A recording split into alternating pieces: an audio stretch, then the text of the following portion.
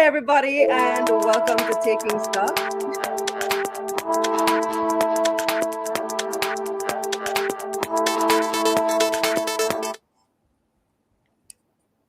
Hi, everybody, and welcome to another episode of Taking Stock, the Caribbean's #1 business show. I'm Kalila Reynolds, and it is my pleasure to host yet another exciting show for you today. Before we get started, of course, make sure you like this video, subscribe to this channel if you haven't already done so, and let your friends know that we are live. Share this video on WhatsApp, on Facebook, on Twitter, or whatever format that you prefer. But let people know that we are here and we're doing this show this evening. So there's another exciting episode for you today. Here's what's coming up. Caribbean Producers Jamaica CPJ was the best performing stock of 2021. The stock was up a whopping 405%, opening 2021 at $2.58 and ending the year at $13.04. Wow! So, what was driving CPJ's performance and what can we expect this year? We'll speak to Interim CEO Hart. And the analysts weigh in on the latest market developments. Spur Tree's first week on the market, Massy's massive cross-listing expected this month, and we'll continue the year in review. We'll discuss. But first, here's What's Hot, brought to you by Jamaica Money Market Brokers, your best interest at heart. Minister of Finance Dr. Nigel Clarke says the government will need to spend an additional $25.8 billion this fiscal year. Dr. Clarke, who recently tabled the revised budget in Parliament, said that brings the total for the fiscal year to $893 billion. According to the minister, $17.5 billion will be used to repay the country's debt. Of that, $8 billion will go towards paying off a National Water Commission US dollar loan. The rest will cover other amortization charges and higher interest payments. The Ministry of National Security will get $1.4 billion more, including $197 million for the JDF's coastal surveillance. The police get an additional $1.8 billion to buy vehicles, stores, and armory. They also received $616 million extra for general police services. The National Solid Waste Management Agency was allocated $310 million more for public cleansing and garbage disposal, while PATH got another $2 billion. The Ministry of Health also got an increase of $3.4 billion. Dr. Clarke said that the additional spending will be financed through $11.2 billion in additional revenue flows, $5.3 billion in additional loan receipts, and $9.2 billion from prior year cash resources. January 27 is the date set for Trinidadian company's Massy Holdings cross-listing on the Jamaica Stock Exchange. Massy is an investment management or holding company involved in retail, motors and machines, and gas products in Trinidad and Tobago and the Caribbean. The company intends to list just under 99 million shares. It has a market capitalization of 10.4 billion TT dollars, or over $1.5 billion US dollars. On Friday, January 14, Massy's stock closed at $106.02 on the Trinidad and Tobago Stock Exchange. That's over 2,400 Jamaican dollars. However, shareholders are set to vote on a 20-to-1 stock split a week before the JC listing. This would bring the Jamaican dollar price down to about $120. If approved, the split would take effect on March 11, increasing the issued share capital to almost $2 billion and reducing the share price to $5.30 per share. Alliance Finance Limited has pleaded guilty to regulatory and administrative breaches of the Bank of Jamaica and the Banking Services Acts. The company entered its guilty plea last Thursday. Sanctions are to be determined when they return to court on March 3. However, the office of the DPP has announced that it's dropping similar charges against AFL President and Vice President Robert and Peter Chin. DPP Paula Llewellyn told KRM that the Chins accepted a plea deal which sees the company taking full liability. AFL has pleaded guilty to accepting $7.5 million US dollars in deposits without the requisite license from the Bank of Jamaica. They are also charged with carrying on the business of lending foreign currency without being an authorized dealer. The breaches allegedly occurred over a 3-year period from 2014 to 2017. Jamaican company E-Commerce Property Services Limited has acquired 3 US-based tech-driven real estate companies with help from Barita Investments. Barita said the companies, Robert Slack, Florida Funding and Florida Title are vertically integrated tech-based companies that serve distinct stages of the real estate purchase or sale process. The largest of the three, Robert Slack, is expected to have combined property sales exceeding $2 billion US, which is over 300 billion Jamaican dollars for the financial year 2021. Vice President at Barita, Therese Kettle, said the transaction was a landmark for Jamaica, as it will see profits from these U.S. companies in the form of foreign currency dividend flows being sent back to Jamaica for the foreseeable future.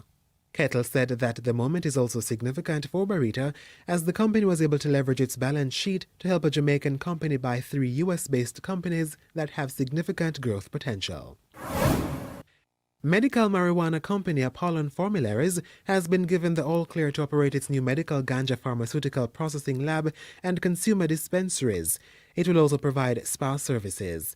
Apollon received 2 renewed medical cannabis licenses from the government, allowing it to process and retail activities for another 3 years. The company also received the experimental R&D license, which allows it to cultivate, assess, study, research, develop, and test cannabis products. This includes analytical services to test the potency and quality of its medical marijuana products, as well as allowing clinical trials with the approval of the Ministry of Health. The Trinidad and Tobago government has formally written to the European Union asking to be removed from its tax blacklist. The EU blacklist was created to clamp down on tax avoidance and tax evasion. Trinidad and Tobago is the only CARICOM country among 9 currently blacklisted as non-cooperative, failing to comply with international tax standards. The country's Finance Minister Combe Imbert said that the letter is part of its plan to move to the grey list this year. The grey list includes jurisdictions that the EU determines does not yet comply with all international tax standards, but that have committed to implementing good tax governance principles. Meanwhile, Jamaica's inclusion on the grey list has seen international merchants like PayPal, Lenovo, and H&M restricting transactions involving cards issued in Jamaica. What's Hart was brought to you by Jamaica Money Market Brokers, your best interest at heart. Our key word for 2022 is consistency. I've told you before that you can start investing with as little as 1,000 Jamaican dollars, but the key to growing that into actual wealth is consistency. So here's what we're gonna do. Step 1, open your investment account. Step 2, set up a standing order or a salary deduction with your employer to fund that investment account every month, so that at the end of each month, you have money to buy stocks. Step 3, you're going to watch my show, Taking Stock with Kalila Reynolds, every Tuesday at 8 p.m. on YouTube for news and analysis on the stock market. And if you're completely clueless as to how to get started, well, you take my Investing for Beginners Masterclass at KalilaReynolds.com/masterclass. 2022 is going to be your year. Let's get this money. This segment of Taking Stock is brought to you by Bulwark Insurance Agency, insurance made easy, and Appleton Estate, Jamaican excellence.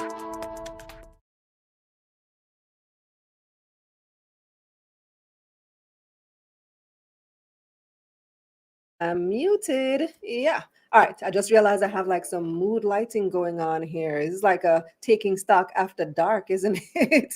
So we're still figuring out some logistics here in the studio. New studio issues shall be resolved very soon. But the point is that you can see me, right? So my pleasure once again to be here with you.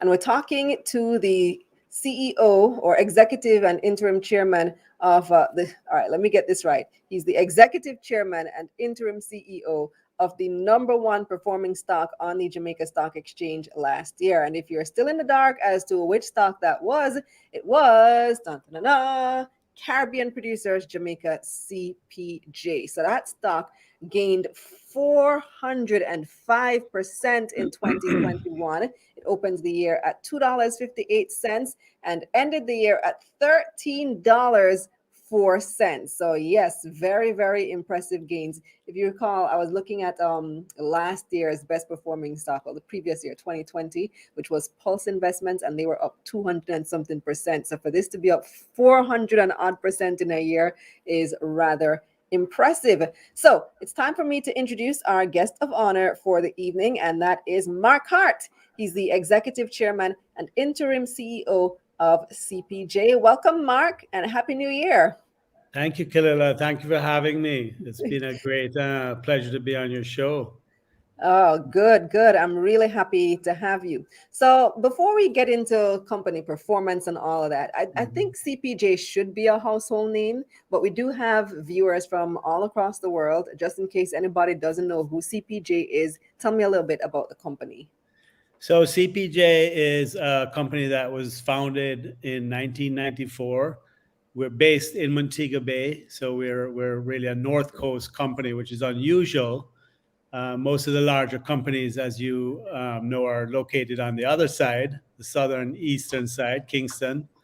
But we were established to primarily be support to the hospitality sector. So when we started in 1994, the hotel industry was really needing a company like CPJ. There were a lot of people supplying the hotels, but there was nobody that was completely dedicated to that task.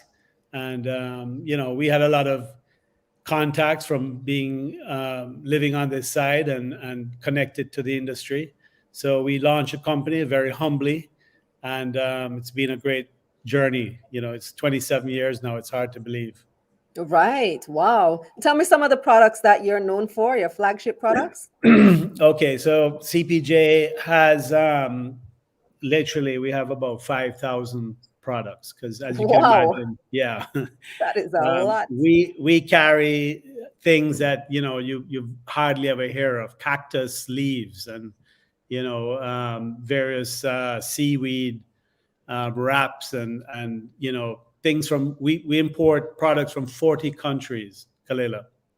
And what has happened is that tourism has become very sophisticated. As you know, even in Jamaica, Jamaicans are now eating sushi, right? Hmm. 10 years ago, I don't think any Jamaicans were eating sushi, or at least 15 years ago, right?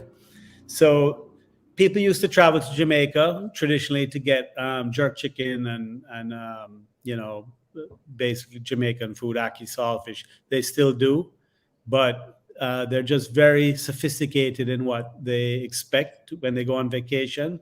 And CPJ basically has to have all of those things here. So we import a wide range of meat, seafood, um, poultry product, not chicken, because chicken is produced in Jamaica and there's a restriction on that.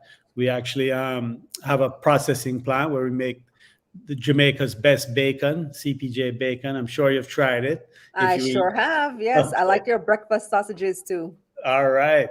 Yeah. So we carry really a wide range. And then we also service the supermarket channel. So we carry some popular items. At one point, we launched Red Bull in Jamaica, and that became a phenomenon. We no longer carry Red Bull. We have Arizona. We do on the drinks. We have a wide wine selection. Yellowtail wine is a very popular wine that we have. So, and then things like dairy. We have Kerrygold butter and cheese and a wide range of supermarket products, and that's an area that we're looking to grow in the company as well. Right. So you do both manufacturing and distribution. Do you also do exports? We actually do export. We have been exporting consistently, mostly to the Eastern Caribbean, Antigua, Barbados, St. Lucia, one other country, Grenada.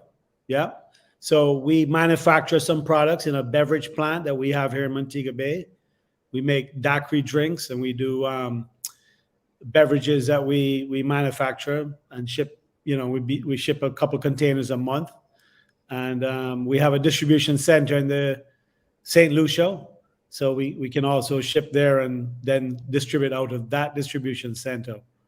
So yeah, we do a lot of things, Kalila.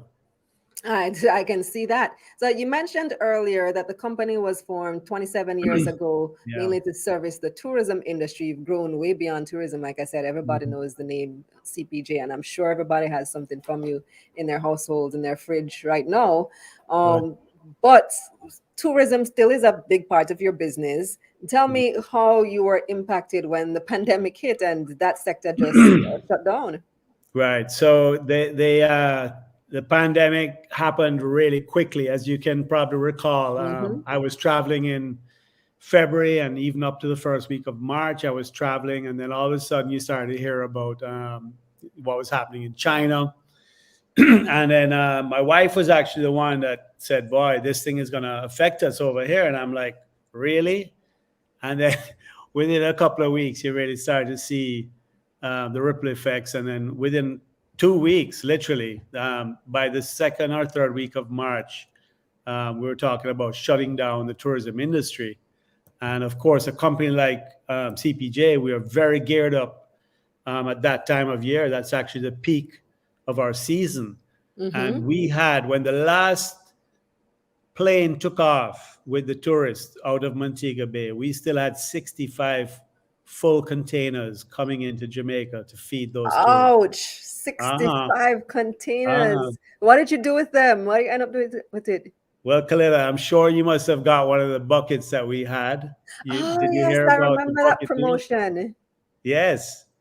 So one of our senior managers, ingeniously, we had all these buckets in our warehouse that we used to manufacture pickled mackerel with. And he said, I'm going to start cutting up all the food and making it into smaller portions and created some deals. I'm sure people are going to need food. They're going into a pandemic. And we did that. We started by just selling a bucket of food for $3,000. And believe it or not, within a couple of days, we had lines like KFC. We were, it's unbelievable. Nowhere has lines like KFC. No, we had over 1,000 people, 1,000 people a day coming by to pick up a bucket. So were you able to actually sell all of the everything from the 65 containers? We did. Wow. We did. And more. That's amazing. Because not only the 65 containers, we had an inventory that we were carrying of over $25 million in our warehouses. And I would say not all of it was perishable, because some of it would be, spirits and wine and canned goods and so forth that have a longer shelf life. But there was a lot of perishables. So we actually had to bring our inventory down from a height of 25 million. By the sort of mid stage of COVID, we were down to about 10 million. So we liquidated $15 million US of inventory. And we had over $15 million US of receivables on the road. And the people that were to pay us, that were paying us. Everybody impacted. They don't have any income. Yeah. But we got paid. Oh, you did get paid. We Well, got that's paid. excellent. We got paid. Oh man. So Pretty much all of it. It's just another example of the type of innovation and outside the box thinking that you have to come up with when you're faced with a sudden pandemic like this. Yeah. So what percentage of your portfolio is tourism related sales? At the beginning of the pandemic, it was around, I would say, closer to 80%. Since 80? then, 80? Wow. Yes. I didn't think it was that much, because Yes. I do know that you have a robust distribution locally. We do, but we're a big company. We're 100 million or so in sales. We were actually pushing for 105 million for that year end, which would have been 2020. Our year end is in June. And, of course, that was derailed. But, we sell about 25 million, about 20 million to retail, in the retail channel. So that's still a decent amount of business.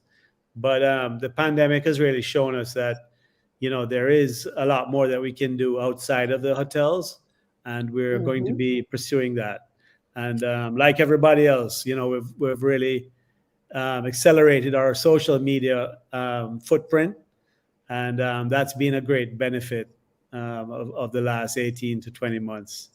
Right. So looking at your financial results, despite all the great things and the way that you pivoted in 2020, there was still a loss recorded for, I think it was $1.9 million US for the 3 months ended September 30, 2020. But then in 2021, you turned that around into a profit of Mhm. 1.66 million. So tell me, so even though you did some good things and some innovative things, like I can mention, 2020 was still overall a bad year. But 2021 now, you turned that around, you recorded a profit, and you became the number one stock on the Jamaica Stock Exchange. So tell me, how you managed to turn that around in 2021. Okay, so we had actually gone through something in June of 2018. We actually had an implementation of a major piece of IT.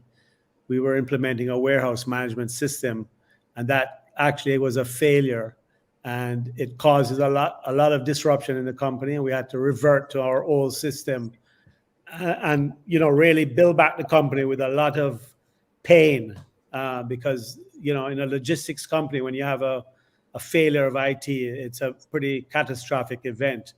So what had happened coming out of that event, we had actually set a course to do some modernization, and we'd hired some industry technology people, and we had gone through and identified a suite of software that we were going to implement.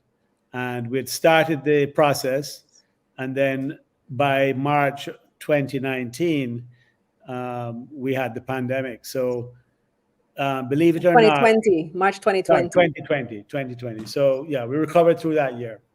By March 2020, we had already identified and started a process of implementing major improvements in IT.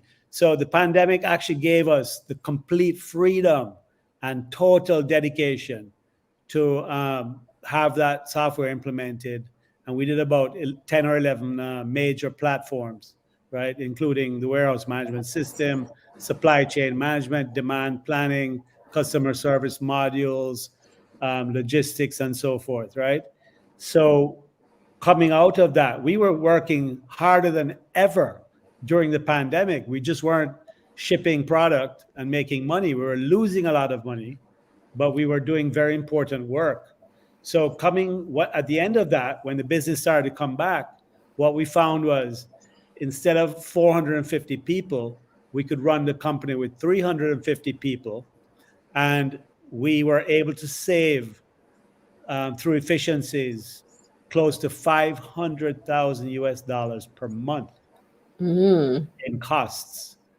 So that's translating. That's what you're seeing now, Kalila, is the benefits of an efficiency exercise, which was literally given to us through the pandemic. So it was pain and suffering, but coming through it, the benefits are clear, and that's what you're seeing now.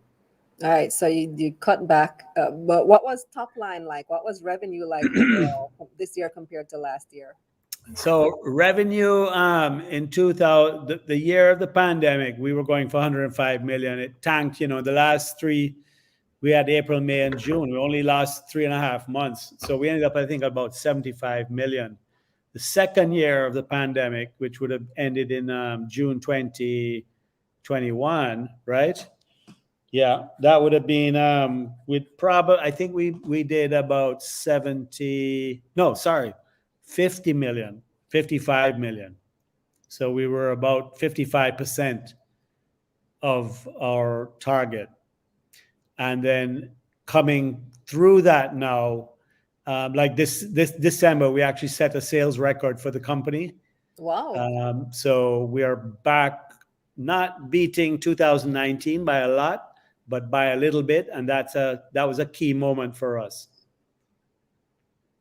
So where did you end December 2021? December 2021, the company recorded over $11 million of business. The previous year, I think we were 10.9. Not the previous year, the previous normal year, which would have been December 2019.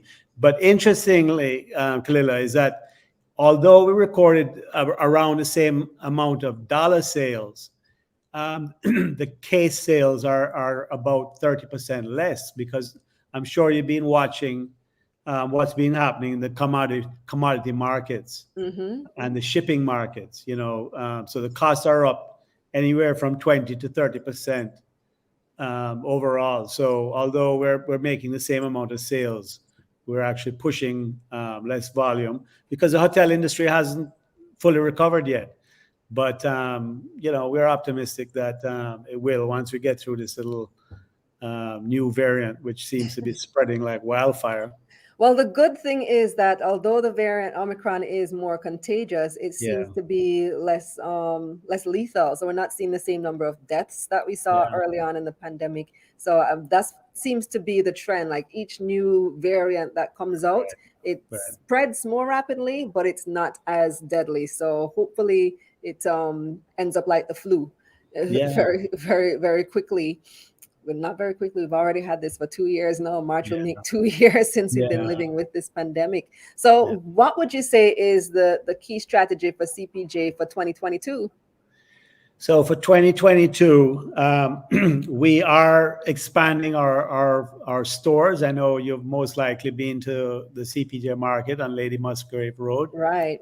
We're putting in a brand new store in Montego Bay as well. It's going to be beautiful, 6,000 square feet. Because we've outgrown the space that we have here. And then we have a very exciting new destination, which I can't tell you about yet. No, you need to tell them, man. Break the news. Give us the exclusive. When you said destination, you mean outside Jamaica? No, we're going to be doing something outside Jamaica too, but I can't tell you that either. I cannot tell you that either for sure. But we will have another CPJ market. And what I would say is the fastest growing little area. It was recently written about in the press, and Portmore. we're in good company in this location. It's going to be very exciting. About in the press. Not everything happens in the East, Where is it? Where is it? YouTubers, viewers, where is he talking about? Like I feel like I've read something recently and I just can't put Yeah, my you finger have. on it. It's in the St. Anne's area. Oh yeah, oh Ah, Draxhall. Yes, that's what it was. yes, Where yes. the new KFC is, Yeah. and there's a new We're very, Starbucks there. There's a yeah. Nutsford Express is there. Yeah, lots going on along that there'll be a corridor. CPJ there as well. Oh, cool. So Yeah. what are your timelines for the one in Mobay and the St. Anne location? Right. So the Mobay one is well advanced. We started that in July. Unfortunately, with all the supply chain issues, some of the equipment didn't make it in time for Christmas. But I would say that store will be open on March 1st is what we're pushing for, and then the store in Draxhall that will open hopefully before the start of summer. But in this environment, Kalila, there's not much you can do. You just have to do what you can and hope for the best. And we push a lot, but it doesn't always work in our favor. Our primary thing that we need to take care of is making sure that we have supplies for our hotels because they need to take care of their guests, and we take that very seriously. Yeah. So you see retail as the next big frontier for CPJ then? We do actually. We will be putting additional focus in retail. We're building a really nice young team of managers there. From within the company mostly, and some external people. So we're putting a lot of effort behind it, and we are acquiring brands that we're bringing in new exciting products.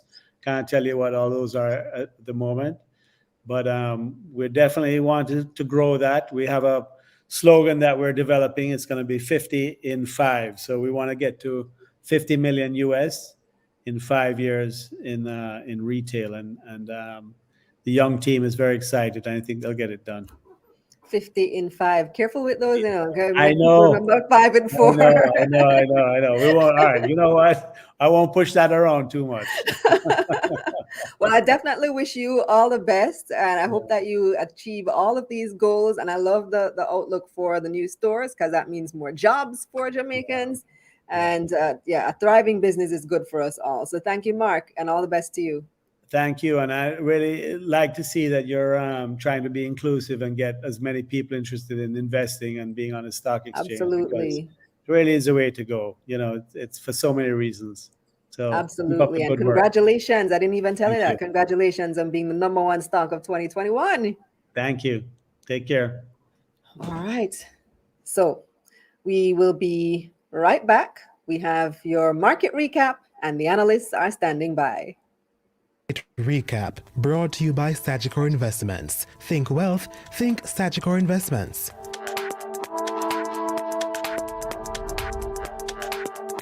The Jamaica Stock Exchange declined, with the combined index losing 4,400 points, or a little over 1%. 110 stocks traded across both the main and junior markets of the JSE for the week ending Friday, January 14, 2022. 51 advanced, 48 declined, and 11 stayed the same. 93 million shares changed hands on the Jamaican dollar market, totaling nearly $498 million. Fontana was the most traded stock. It took up 14% of market volume, with people buying and selling 13 million shares in the company. The stock gained 10 cents to open this new week at $7.50. Wigton Wind Farm ordinary shares traded at the second highest volume, with people buying and selling nearly 12 million shares in the company.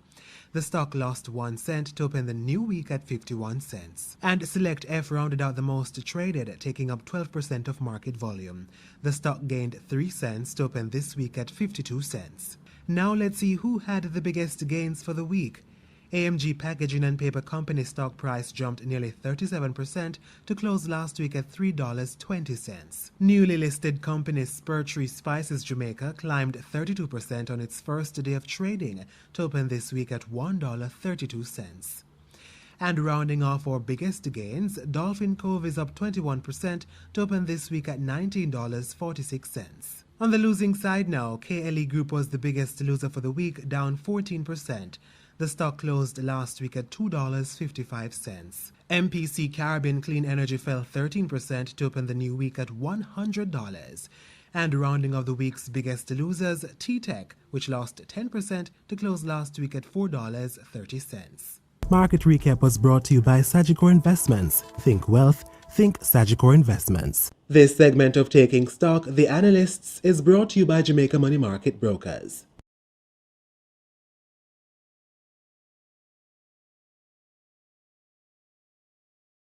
I keep forgetting to unmute my mic. So welcome back. Welcome back. Before I introduce my analyst panel, let me just pick up our sponsor, Appleton Estate. So yeah, the good stuff right here. They sponsored the segment that we were just talking about earlier with CPJ.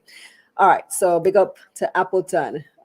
Next thing that I want to do is the poll question. So when the show is over, or you can just open a new tab and go to the community section of my YouTube channel and answer today's poll question. What types of stocks are you most interested in this year? So are you looking at the financial sector, which suffered heavy losses last year in terms of stock price? Are you looking at manufacturing distribution like CPJ, energy stocks, tourism stocks? What are you most bullish about this year? Take the poll in the community section of my YouTube channel. The link is actually in the description below. So just take our poll for today, and let me tell you what you are most interested in. Dana Davis says energy. Interesting. So you're looking at same MPC, Caribbean Clean Energy, that we were just looking at in Market Recap, and a few others. Thank you, Rodney. Rodney says, great interview. Thank you. Philip, you're late. So you submitted your question late. I would have asked it. He wanted to know what percentage of revenues for CPJ is currently from retail. Great question. Should have asked it just a few minutes earlier, and I could have gotten it in. And Canada immigration making a great point. Real estate prices will increase around the Draxhall area as a result of these businesses moving there. That is absolutely for sure. I know that for a fact in the past 10 years. And you know what is near that area too, right? Richmond Estate. Those property values have just skyrocketed. You have a development there by Draxhall. You have, I think it's called Plantation Heights. All that real estate there in Priory area. So a lot of stuff. St. Anne's Bay, hot real estate sector to look out for. So you see all these developments in that area. And I pass there all the time, visit St. Anne rather often. So I have been noticing the developments for sure. So let's introduce our analysts panel for today, and it's the first time I'm seeing them this year. I'm joined by Assistant General Manager of Trading at Treasury at JMMB, Greg Lindo. We also have business writer at the Jamaica Observer, David Rose, and financial coach, founder, and CEO of Profit Jumpstarter, Keisha Bailey. Welcome, everyone. Welcome. Hi. Happy New Year. Happy New Year to you too. All right, so we have a lot to talk about since it's the first. I haven't seen you guys since last year. I know, Yeah. Keisha, you have a lot of stuff going on. I see you're off for doing your thing. Yes. You have a promotion going on, and Greg, there at JMMB, you guys preparing for Elevate this weekend, right? Elevate 4.0 is coming up. Yeah, definitely. So big things. Well, let's start with you, Greg.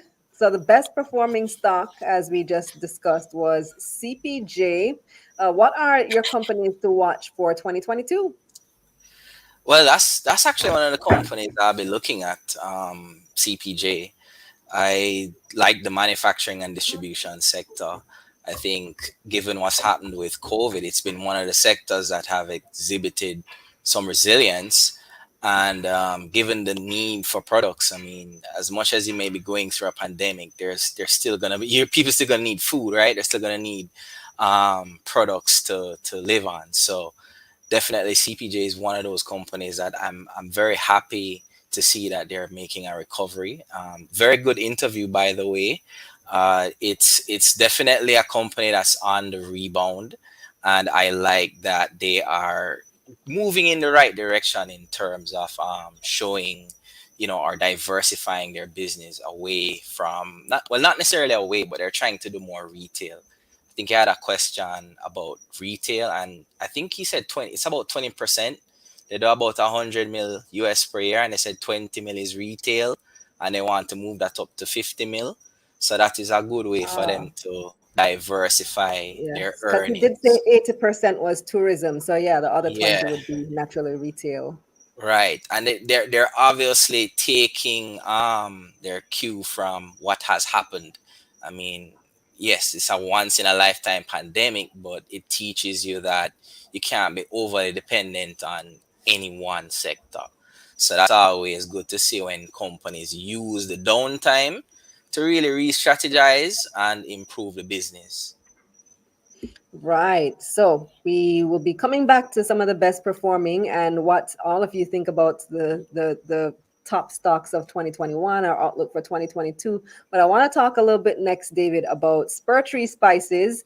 Somebody was asking in the comments if we know what's going on at the JSC website. We've been reaching out from last week, from the end of last week's show, back to the JSC, trying to figure out, okay, what's going on at the website, what's going on with the app. I know they've been making some upgrades to it, and we haven't gotten any response. So it's made it really difficult to get data and to try to do some significant analysis. So, David, can you say what? Do you know where Spur Tree ended today? It ended today at $2.32. Wow. $2.31, but yeah. Wow. From the listing price, was it $1? Yes, correct. From $1 to $2.31 in just a few days. That's incredible. 3 business days actually, but yeah. What's that? 3 business days. 3 business days. Yeah. This is what markets are for. Yes. But the funny thing is, if the circuit breaker wasn't there, it would have probably hit $5 at this point. It'd have been way more. So do you think it's just hype and excitement because it's an IPO, or is there a legitimate reason for the rise? I don't think it's just hype, Kalila, because I've invested since 2016, and I've been using JTrader Pro, Moneyline. So I've been analyzing the queue, watching the queues and everything. This is the first kind of event where I've seen the queue this heavy. So there are more than 1,300 buy orders in the queue earlier today. Think about it for a second. Sometimes you're going to see like probably 100, 200, like Pesca, probably like at 300 or 400 sometimes for buy orders, when they came out recently, but 1,000 plus orders when the $140 to $170 million worth of money going for such a small demand with a circuit breaker situation tells you that people really like the company and want to get more shares. Because remember, of the 2 reserve pools that were there, well, call it 3, but can't count the GK pool, but the 2 pools that were there, you had the staff pool, undersubscribed, the key partners pool undersubscribed. And whatever you got from general public was just 10,000 units, lost 11.76% of what he applied for the remaining balance. So let's talk about a company from a similar perspective. They manufacture spices and they export it, which is about 95% of their sales. So you're basically talking about a company that earns most of its income in US dollars, has a JMD balance sheet, pays staff in JMD, and is basically debt free, acquired a company in St. Thomas to export Ake, and has fresh capital to grow further. So if I was an institutional investor who's looking, as you would say, to diversify my portfolio, or at the same time, look for a manufacturing company that can, say, is growing and you can comfortably rely on, and Spur Tree works in that favor. So a lot of persons right now are just trying to, increase their allocation of their portfolio desire or target to Spur Tree right now. Because think about it. If you have 10,000 units, right? Sorry, $100,000 worth.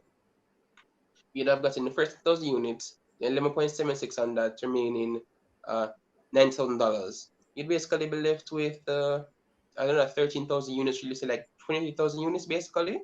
So persons really want to increase their allocation, but the reality is, although, the companies are listening, you can buy the shares, the reality is circuit breakers kind of making it harder for you to actually get those shares, along with all that competition you're facing daily in the queue.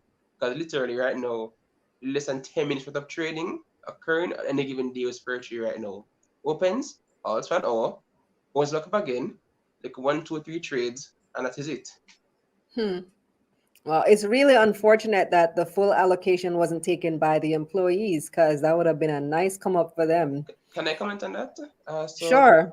I saw a tweet by one of the persons who was on the IPO. He said the staff were informed funds were available, but they just didn't take it up. And there have been other IPOs in the past where staff have been given that pool to apply for, afford even loans, and staff didn't take it up. So even if you are going to say educate them, give them the funds availability and so on, it just comes down to what I'd call the awareness, because for some persons they probably still see equity as high risk and they don't like it. Because, for example, Fontana first IPO had given loans to staff members to apply for the IPO. Jamaican Teas gives you interest-free loan over 3 years to buy shares in the company. Scotia does something similar with their employee share purchase ownership plan, and I'm showing you that the different, even if you're a person who's educated, you might not necessarily be informed, and if you're informed, you're not be educated. So it's kind of sad at the start and take up the full allocation, but at the same time, it shows that what we are doing right here has a lot more depth that we need to go to push the impact of understanding the value of that investment, because $10,000 will be worth $23,000 right now. Yeah, more than. Wow, that's I saw an announcement.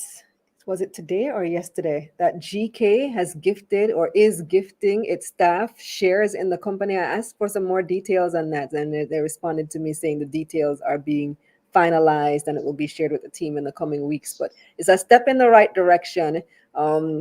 Having employees have ownership in the companies that they work for. But you're very right, David. You're absolutely right that there needs to be more education, because knowledge about the offer doesn't equal being educated about what this really means for you and your financial future. 0% interest rate, 0%. You're basically, Yeah.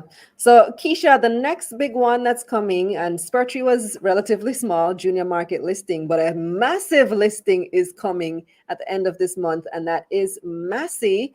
I don't know how in tune you are as perhaps people who are on the ground who are doing the trading day to day, in day in and day out, taking the orders.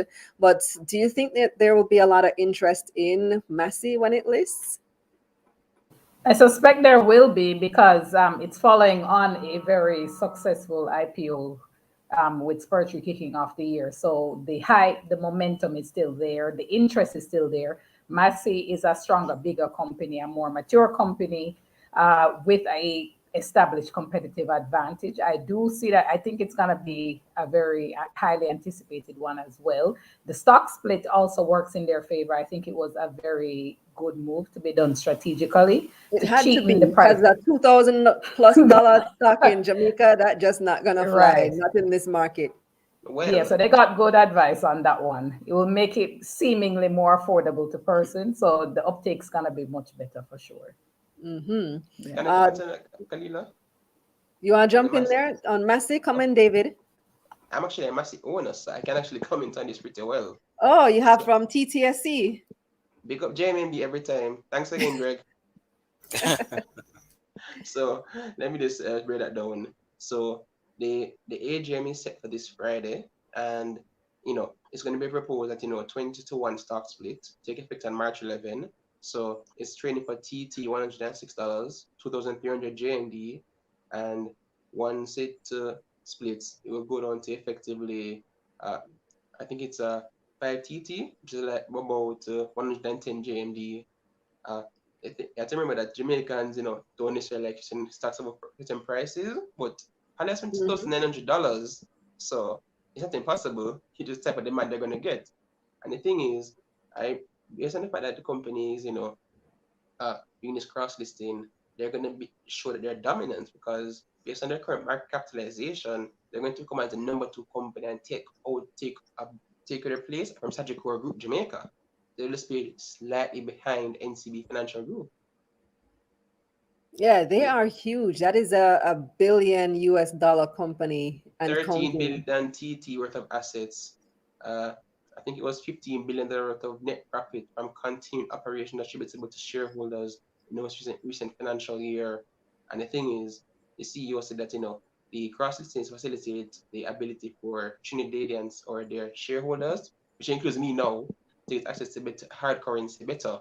So look out in the first couple of weeks, if you're going to see a potential offer for sale by one of the larger shareholders, and on top of that, a potential run for the Jamaican dollar.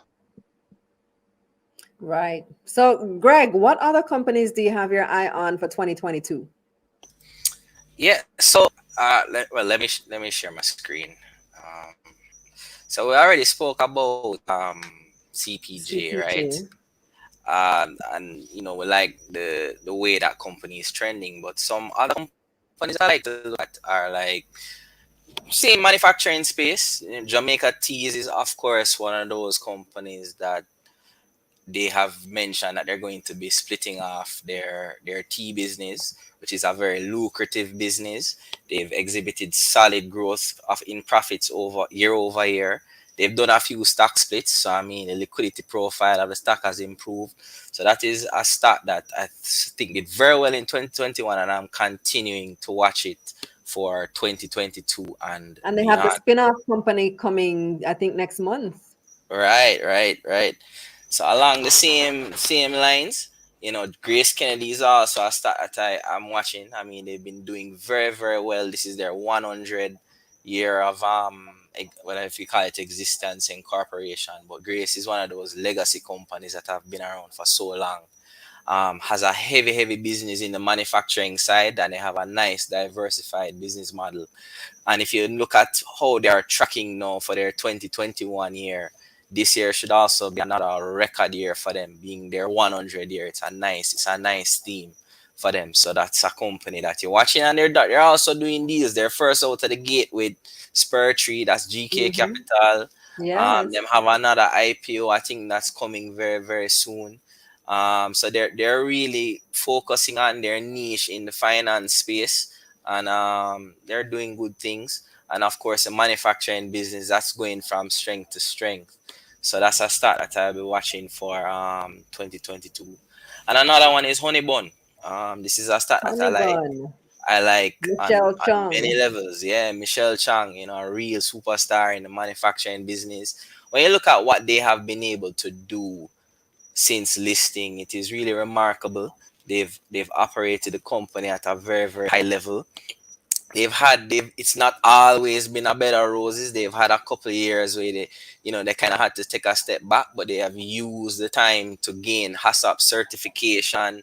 They are now able to export to the US market, and they have a whole heap of new products. And if you like the shorty bread, but a lot of people telling me I'm not a big bread person, but I'm hearing a lot of good things about their new product offerings, right? So when you look at the financial profile of the company, the profits are up 31% year over year, right? profit before tax up by 52%. And it's not just about the numbers. Almost every year they win the corporate governance award at the JSC best practices, right? They're always operating at a high level, and it's a family business. It's good to see that the next generation of leadership is already in the business. So those things give me confidence when I look at a business like that and the potential for it to grow. Baking is a big business in Jamaica, Mm-hmm. and I expect that to continue. And And as you mentioned, their corporate governance, Greg, one yeah, of the things I really like about Honeybun as a company is that they have the Honeybun Foundation. So they do a whole lot to give yes, back. yeah, They try to help entrepreneurs. They have that Gap app that they launched last year. Actually interviewed right. Michelle about that on Money Moves, JA. And they just really are trying to help other small businesses to grow their business and lead, and they lead by example because, like you said, their corporate governance and their structures are great. Right. And investors need to pay attention to that. Making money is good, but pouring back into the wider business community is great. And last but not Absolutely. least, Lab is another company that when you look at it, Always it love the lab. just, yeah, Great dividend it paying screams company. out, right? If you look at the table here, almost every quarter that they have been listed on the market, quarter versus quarter, they have grown, right? It's a company that is well structured, well managed. They pay dividends, right? They not only the regular interim dividends, they will declare a special dividend. So the cash flow from owning Lab over the years has improved, right? Or your dividend, you'd have seen some nice dividend growth. So Lab is a stock that I'm continuing to watch in 2022, and it's one of those unique stocks on the market because it gives you exposure to the creative space, right? When you talk Yes. about exposure to things like manufacturing, finance, distribution, the market is very well developed in those sectors, but the lab is actually giving you something a little bit different because you now have a potential to be exposed to creative space, which is intellectual property, which is something that they don't need, where they don't need a lot of fixed assets to earn significant returns for investors. So that's a start that I'm definitely going Bring to up be. back the chart, Greg. The Which last chart one? that you had up. Yes. Look at that. This? 20 Yeah, no, yeah, the lab. 2019 yeah. Q1, 32 million. 2020, 48, almost 50 million. 2021, You, 67 million. you can't argue with that kind of performance. Amazing. So and they have potential to expand. They're going into different types of business, and they have other markets that they can explore. It's IP and is in the creative sector, so they don't need to have a massive physical footprint or a massive capital outlay to expand. So you have to watch companies like that. Yeah, you can take down the chart now, Greg. Right? I want to hear about some US stocks now, Keisha. So you may have heard last week to that JSE is looking to launch Yes. US stock trading from Jamaica and Canadian stock trading. So we need to start looking at the Canadian market too Right. by next month, February. So we Mm-hmm. need to prepare ourselves for those of us who aren't already invested in US stocks. Tell me Ready. what's going on over there. What was it like for 2021? So I can share my screen. Top performer last year was GameStop. Yes, GameStop that we GameStop, all know. Everybody was watching that. that We're whole gonna Robin talk Hood about, drama. Yeah. yeah, we're gonna talk about returns there and what that looked like. So GameStop, as you Wha- notice, it started 2020. It went up 687% last year. That was Look some of at the that gains. chart. It was below $20 at the start of 2020. It went up here. And we know we saw it all over social media, gains going up here, and the price has come back down, but it still was a top performing stock in the US last year So at even after all the hype, it still ended the year pretty strong.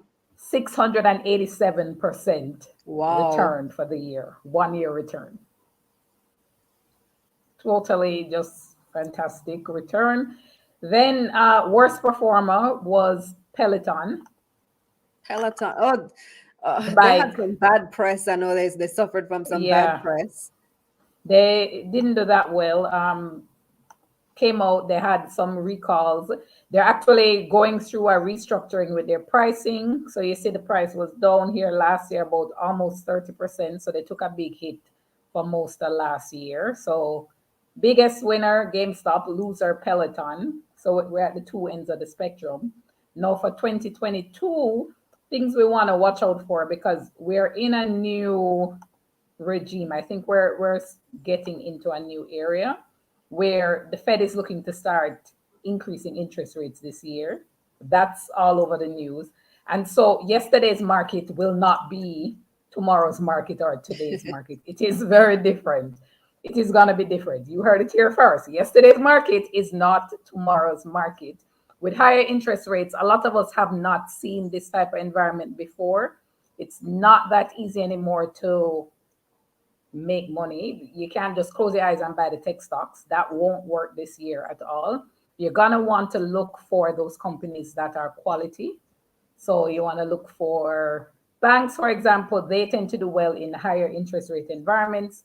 Energy companies, so Canada will become in focus because Canada has all of the energy producers there. Most of them are there. So those companies are going to come in focus for next year. So the JSE going into those markets is huge because it's at the right time because we're able to now tap into those markets and benefit from those returns. So it's going to be very exciting for sure. Thank you very much, Keisha. David, so we talked about CPJ, we talked about GK already. What other stocks are you looking out for 2022? Well, JMB Group Limited and GK and Spur Tree, those are just some of the ones I can remember immediately off the top of my head. And Fesco as well, because they are beach Why location. Fesco? So for one, they're benefiting from the JSC's junior market tax break now. So the tax line is basically vanished. Two, the economy is really opening back up again. So people are actually commuting again. If you're commuting again, that means they're burning more gas, which means they have to stop at a gas station. Fesco is competing on price, which is a very good strategy, especially considering their business line. And they're going to have the issue location contributing now to profit and loss. So you're going to see a big jump in the most recent report, which will be the third quarter, and the fourth quarter, which is what we're in right now. And on top of that, the company, has those other divisions that haven't spoken much about, the Fesco Water, the new locations, and like the Mr. Breakfast addition, and so on. So, and the reality is, we're talking about the inflation environment, right? Oil prices hit $80 last year. Mr. Breakfast is opening up at Fesco? Yes, it's a partnership that was announced in the paper. I missed that one. Which one are the locations? The one on the highway? No, not just that location alone. It's not just that location alone. It's actually across the Fesco group of gas stations. At all? What did you say? I missed that. At all the gas stations? At the Fesco group of gas stations, all of them. The Fesco group. Yes. You know what? That Mr. Breakfast company is one that I'm looking out for. They are growing rapidly. I remember when they just opened, I really like their products. Who knows? Maybe they have an IPO in the future too. So yeah, that's a big move for them because I think they just opened a second location and now they have this deal with Fesco. That's pretty awesome. And One to watch. there are things that Fesco hasn't discussed much because Fesco talks about the lubricants and the water, the branded water and the supermarket and other things that they want to achieve. So remember the company, would have new capital to build out the beach location. They don't have to incur the amounts of expenses from the location they currently have. They just get the gas from Petrojam, sell it to the dealers, sell it to the clients, and Pesco just keeps moving that train. So you get that perspective. And Yeah, the new Fesco is really nice. I stopped at the one on Mandela the other day, and it's a very, very nice location. That's a Dodo. Dealer owned, dealer operated, by the way. I did just give an explanation to a person, and the one beach is company owned, company operated. Yep. The only thing that I'd worry about for Fesco though is this whole shift towards the cleaner energy and the electric vehicles. I know it's a little bit slow coming, but I want to see how they plan to deal with that when that time does come and that starts to take off locally. Yeah, and also you mentioned the Canadian markets earlier. Canada is a pretty fun place, and a company in Canada with energy is Enbridge, strong dividend payer, and you have other companies in Canada which are listed on the TSX, but just like a Spur Tree, earn all their income in the USD or other markets. So for persons who looking to go to those markets, they're some great companies which are traded in CAD, or pay USD dividends or just give strong returns. Yeah, that's where BNS is actually originally based, meaning Scotiabank, which what we all know in Jamaica as Scotiabank Jamaica, which is a subsidiary. Well, I want to thank you so much for joining me this evening, David, Keisha, Greg. Great conversation and great breakdown as always. Thank you, Kalila. Thanks. Thanks for having us. That's the Analysts. When we come back after this very short message, we will take some of your comments and have a little chat. Segment The Analysts was brought to you by Jamaica Money Market Brokers. Hey, moneymakers, you're not an official part of the family until you have your merch. Visit KalilaReynolds.com/store to order your t-shirt and your mask today. Let's get this money. All right, welcome back. Before we go, let me take some of your comments. I see a lot of you are expressing regret about either not getting in on the Spur Tree IPO or not getting everything that you had applied for. And that's the way it works when you have especially a small offer. You tend to not get everything that you applied for because there's such a massive demand for the shares. So if you have a limited number of shares being offered by a small company like Spur Tree and a lot of people wanting a lot of shares, more shares than are available, that's what we call it being oversubscribed. And when it's oversubscribed, you're not going to get everything that you want. So I see some people saying, so like Roger Roberts was saying, where'd my comment go?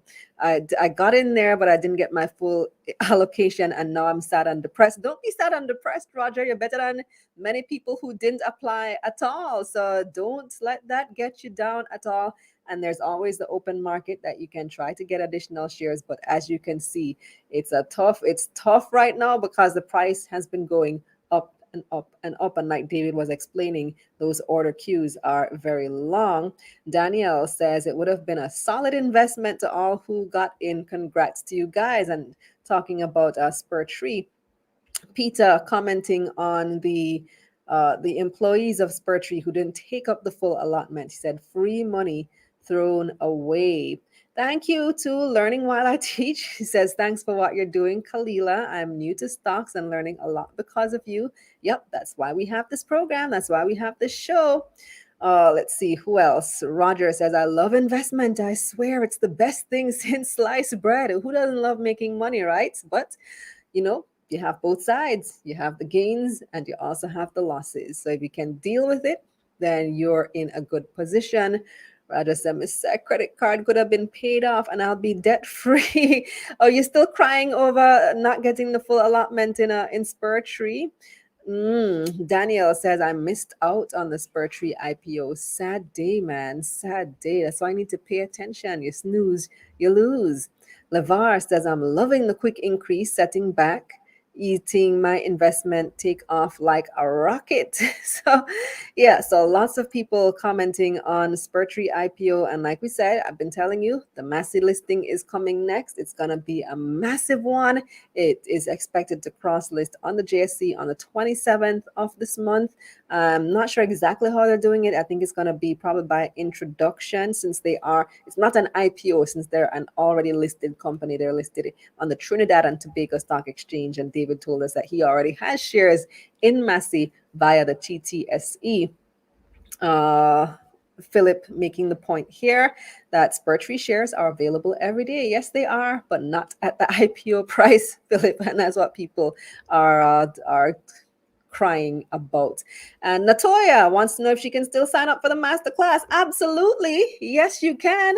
That show and that class is pre-recorded, so you can take it at any time. Just log on to the website, KalilaReynolds.com/masterclass, and you can take that at absolutely any time. And I should warn you that the price is going up in February. So the current price has been an introductory price, December and January, because this is a period when a lot of people are making financial decisions, planning their financial year. And I wanted it to be as accessible as possible to members of the public so that you can start understanding things like what's going on with Spur Tree IPO. So February 1, I'll be able to say yesterday's price is not today's price. So Natoya, you want to jump on that before the end of the month because the price is going up in February. You're going to get your regular price in February. Who said excited for Massy? Rakisha Sims Gordon is excited for Massy. And Earl wants to know if this is an Appleton beside me. Yes, it is. They are a sponsor of this program. So you must be new here, Earl. Thank you, everybody, for tuning in yet another week. It was my pleasure hosting you. We still have some renovation going on around here. So next week, I hope to have my lights installed properly where they're supposed to be. So you don't, although I kind of like this look. Taking stock after dark. This is like my sexy glow, you know? But I'll see you again next week, same time, same place. Until then, say it with me. Let's get this money. Let's get this money.